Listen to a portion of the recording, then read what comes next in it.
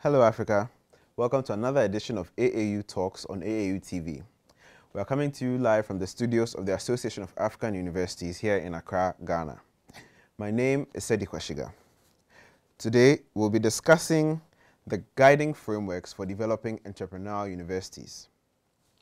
Today I have with me Dr. Pascal Doh, an international expert of higher education management resident in Finland, with a current focus being the university transformation process towards entrepreneurial university models in Europe and Africa.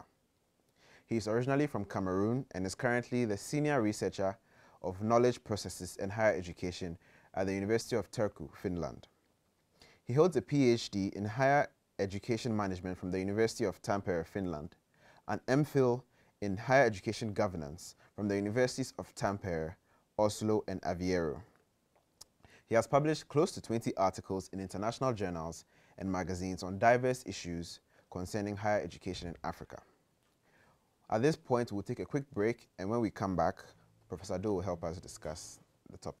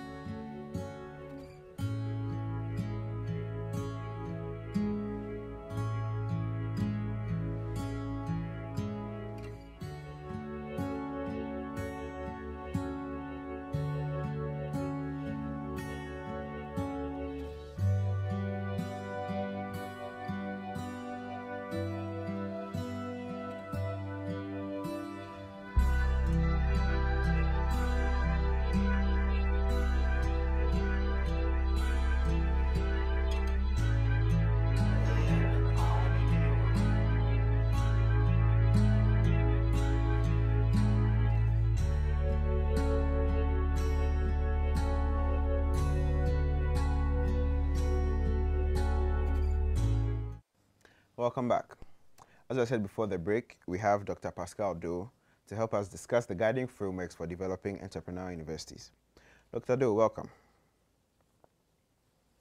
Thank you very much, Mr. Sedi.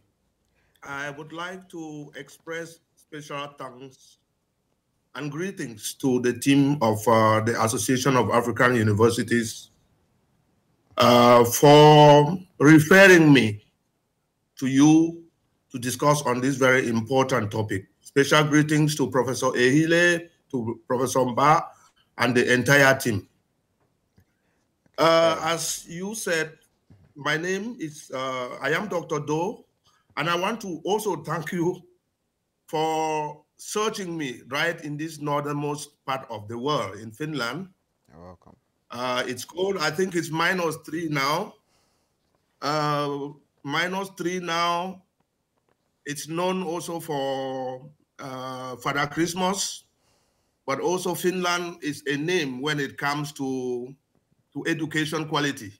I think with all the indicators and knowledge, the knowledge economy indicators. So thank you very much. Okay, we are happy to have you. So, Doc, if you can, to begin, there have been some emerging terminologies revolving around universities. You can hear of modern universities, technological universities, traditional universities, and the rest of them, with the latest terminology being entrepreneurial universities. Could you run us through the differences between these kinds of universities, and then some of the key concepts that relate to the processes of the transformation of universities? Okay, I would first of all like to evacuate the statement about traditional university and modern university, because by definition, the university is a traditional and cultural organization.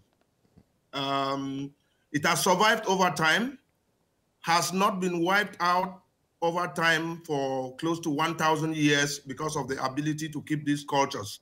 So whatever we are going to discuss, we should bear in mind that the university is a cultural organization around knowledge. When it comes to this typologies, okay? I think you mentioned a few. We have the comprehensive university, which is this type of university where the multi-faculty university where you can have the faculties of humanities, the medical faculties, the faculties of science.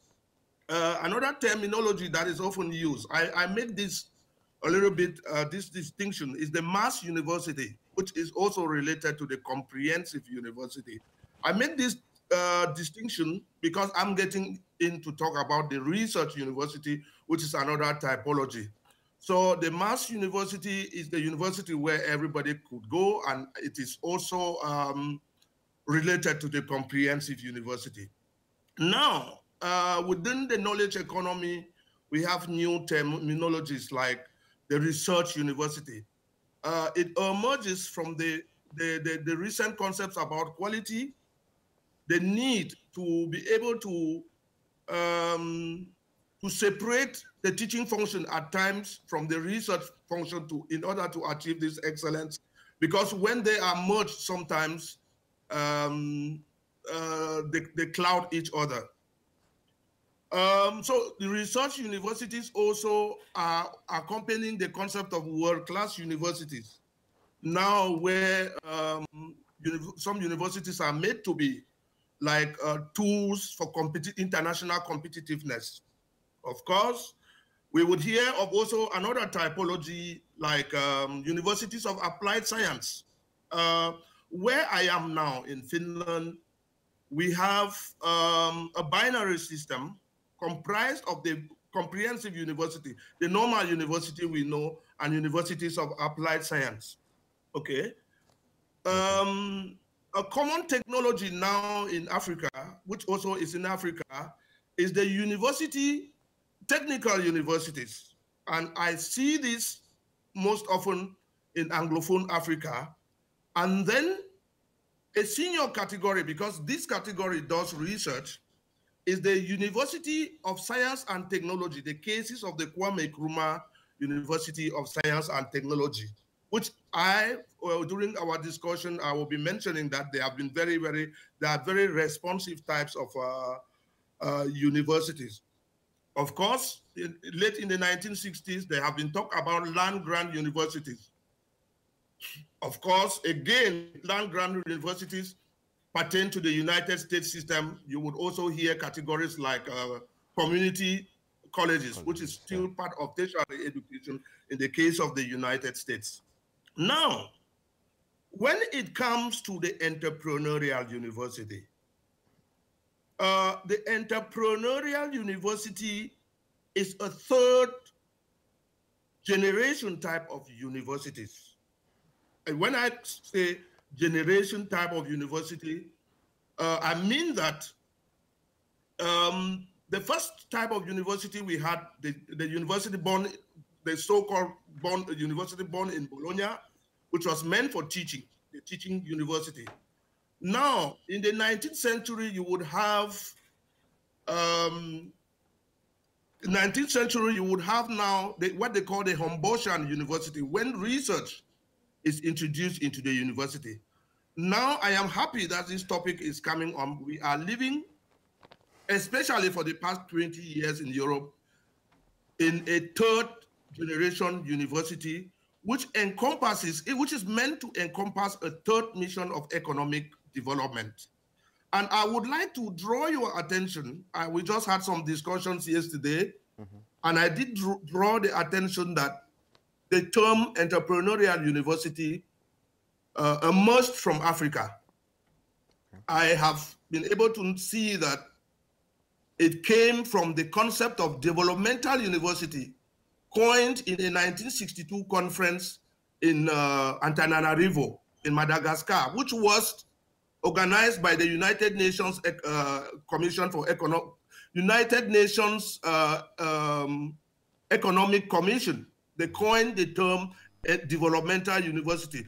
So this would now, because of some of the problems African higher education had, it would now emerge in Europe around 20 years after, when somebody called Burton Clark does a study and comes out with universities that were becoming entrepreneurial. So what if you ask me, what are the entrepreneurial universities? There are 2 or 3 strands of discussions about what an entrepreneurial university is. The first strand of literature is about a university that is autonomous, it's self-reliance, it generates extra non-government income. That is a strand of the person called Burton Clark, on whose concepts the development of many European universities has been based for the past 20 years. Okay. The second strand of discussions about entrepreneurial university is about a university that is active in economic development. And I have made this remark several times to stakeholders of education in Africa and higher education, that there is a confusion between entrepreneurship, the enterprising activities of the university, and what I have followed up to be the entrepreneurial university. In the former, that is entrepreneurship activities in African universities, is mostly about how universities respond to graduate employability, okay, etc. Okay. But when it comes to the entrepreneurial university, it is institutional. And if African universities have to start talking about the responses of universities in innovation systems or in innovation, then they have to perhaps think of, I am not a fan of a copy and paste, to think of the responsive type of university in innovations. So in brief, that is what I can say within this preliminary introduction. Okay. So to follow up, why should a 100-year-old university steeped in tradition and renowned for its ancient ways of doing things place a strong emphasis on entrepreneurship, innovation, and change? I would like to say the factors behind this transformation, there are endogenous factors in the university and exogenous factors. Okay. When you come to endogenous factors, you have issues like shrinking funding. Okay. Ever since African universities started, it's not only peculiar to African universities, it's dwindling funding for higher education is a phenomenon all over the world, which is triggering universities to seek for alternative source of income.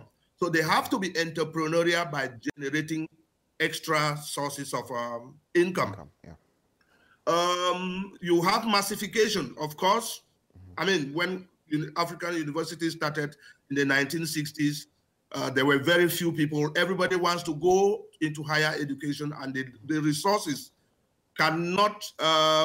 It's not sufficient for everybody. So universities need within themselves to look for alternative sources of income. So these are the endogenous factors. That is, factors that are within universities and pushing them to seek for alternative sources of income. The exogenous factors, I will talk about the knowledge economy. I think you are in Ghana. I come from Cameroon originally. Most universities now are placed as strategic actors in their economic development strategies. Like if I quote the case of Cameroon, the growth and employment strategy paper places the higher education system or university as leading actors. So the governments are pushing universities to be entrepreneurial. There are issues of accountability where universities have to show that they are accountable in driving government actions to government economic development strategies. Okay. Now also many countries are being run within what they call the National Innovation System, which is pushing universities also to be active with economic development actors. We have also the knowledge economy. Universities are critical actors in the knowledge economy. So that is, there has been, as part of this exogenous factor, I'm saying, there have been changes in the environment of the university. Okay. So what are some of the basic elements and characteristics of entrepreneurial universities? And are there any in Africa that we can describe as being entrepreneurial universities? I would divide the question into two. The basic elements. Yeah. There is this talk about entrepreneurial universities in Europe. And most of the OECD and the European Union policies towards entrepreneurial university was built on what somebody designed as entrepreneurial university. He did a study with within five European universities, several of them University of Twente, Strathclyde, Warwick, Chalmers University of Technology, and came out with pathways as to how these universities became entrepreneurial. And this was picked up in the early 2000s for design of these third generation universities. Okay. Now, within these five pathways that he described was the fact that when a university wants to be entrepreneurial, there are changes in governance. He called it a strengthened steering core. Okay. African universities, I see some changes towards this direction. I have done some studies on the University of Ghana, on the Makerere University. Okay. I have seen these changes. The fact is, when you begin dealing with business people, I quote the example that the traditional decision-making structures of universities have been very rigid and also very slow.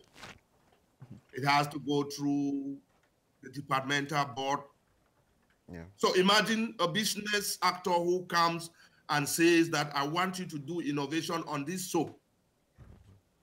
In order to approve it, it starts going in through the departmental head, the departmental board, faculty board, committees of deans and directors, the senate of the university. No, the traditional university has been too rigid. The business person wants that we should do this. The business person will pay you for this and you would participate in economic development. So there must be a change in the governance. Okay. There's also an aspect of autonomy, because in order also to be fast in decision making, you need to also empower some of the structures. I see, for instance, University of Ghana has changed from the faculty structures to collegiate structures because it is seen that the traditional structures were not responsive. In order to empower the people below to enable the universities act fast. Okay. So this is what the first pathway was about, steering core. Mm-hmm. The second pathway is about what they call enhanced developmental periphery. Okay. You need now non-traditional structures other than the faculties that bring in different types of knowledge together. You need non-traditional structures like incubators. Okay. That are central to the university. You need also structures that are like bridges between the university and the economic development actors. Okay. The third element, he called it a diversified funding basis. That the university needs to have a diversified funding basis. Not only is it about a diversified funding base, it is about also discretionary funding. I know funding is scarce for universities. The African universities have more motivations to be more entrepreneurial than other parts of the world because of the demographic factors and so on and so forth.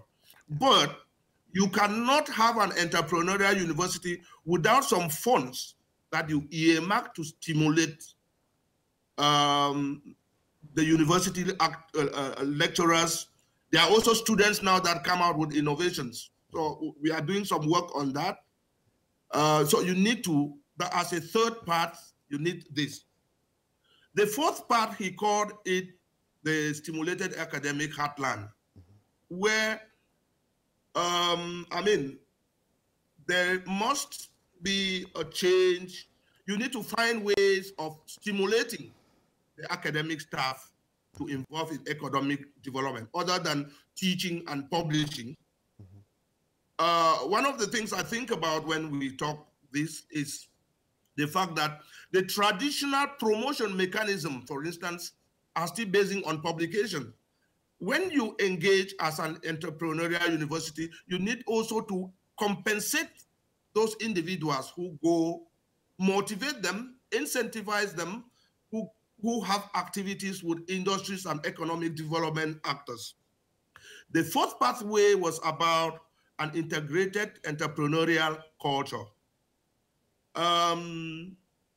Yes, when you engage as an entrepreneurial university, there must be a change in culture that runs through all the fabrics of the university. Nowadays, you bring in projects and somebody says, I'm a researcher, I'm not a consultant. So there's the importance of changing the mindsets of the people from the institutional perspective. Okay, when it comes to the second question where we talked about characteristics, I can enumerate here that the entrepreneurial university was synonymous. When they coined it, it was synonymous to an innovative university. But the term innovative could be vague. So, but it is synonymous to the act of constantly innovating. It is synonymous to enterprising.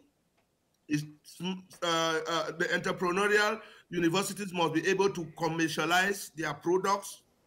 And one of the typical characteristics in entrepreneurial university is risk-taking.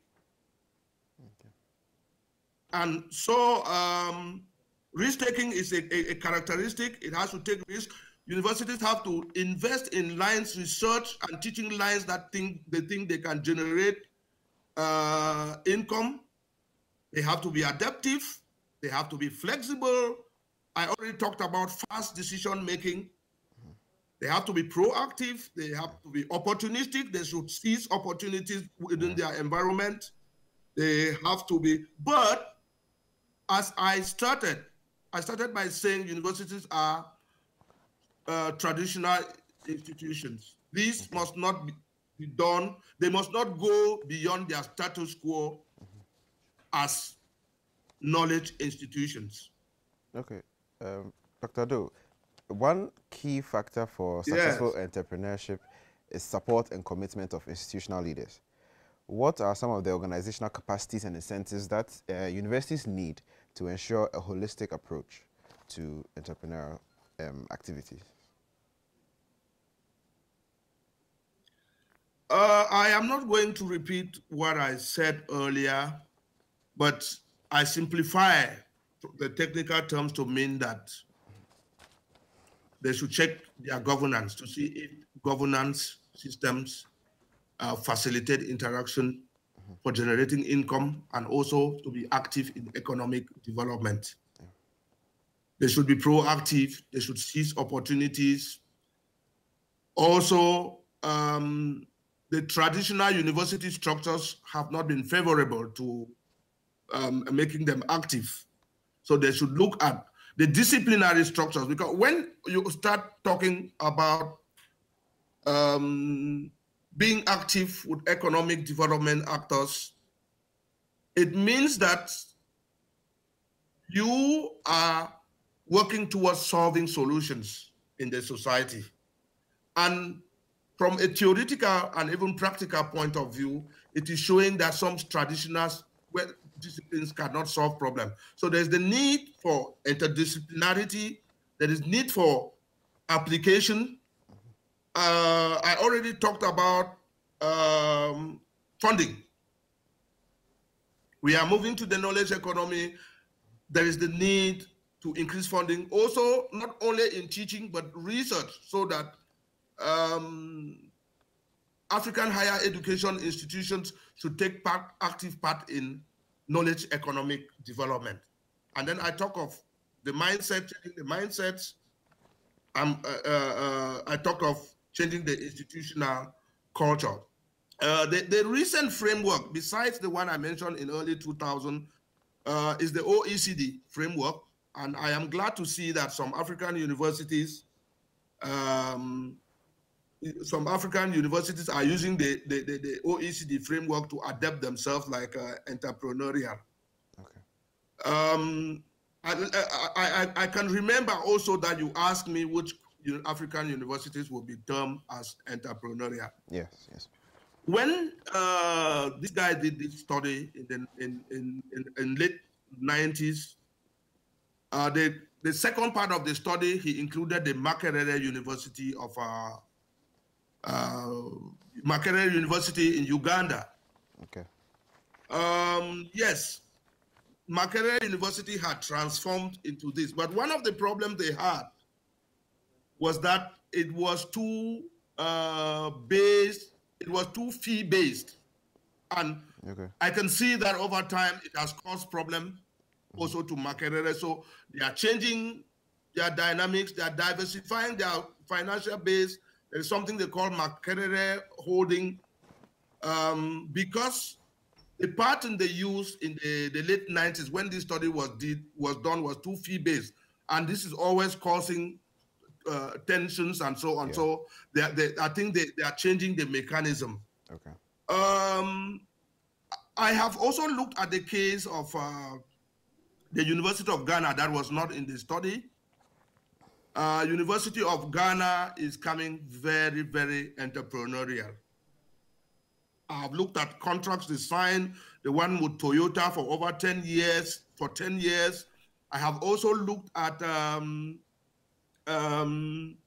there are changes in governance, but more so in response to the OECD framework, which is different from the 2000. The University of Ghana is also becoming entrepreneurial, partly due to the fact that it's becoming international, or it is internationalizing.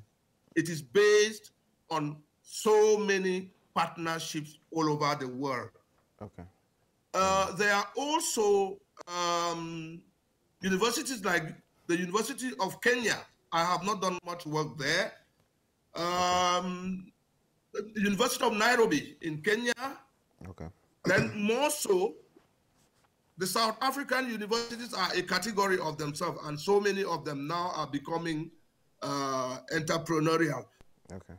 That said, let me make a distinction here that it will be important. If I were given the possibility to make a recommendation here, that it will be important for continental organizations like the Association of African Universities to check what technical universities are doing, because they, in my point of view, are very entrepreneurial, and to be entrepreneurial, they should check if some synergies can be done between these technical universities. I think of the technical universities in Dar es Salaam, etc. But, and I said one or two things before I finish with this question, but a senior category of technical university is the Kwame Nkrumah University of Science and Technology, because it is technical. Was built on this term, but it does research, unlike the technical universities in most of in most of Anglophone Africa. So, if you ask me which university would be responsive in in knowledge economy, I would cite the Kwame Nkrumah University of Applied Science. I'm not making any publicity here. Okay, but doctor. Thank you. Let's take a break here. This is just the end of part 1. We'll come back and do a part 2 with you at another time. So viewers, we've had Dr. Pascal Doh, an international expert of higher education management from the University of Turku in Finland. Hope you enjoyed the discussion. We'll be with you again next time.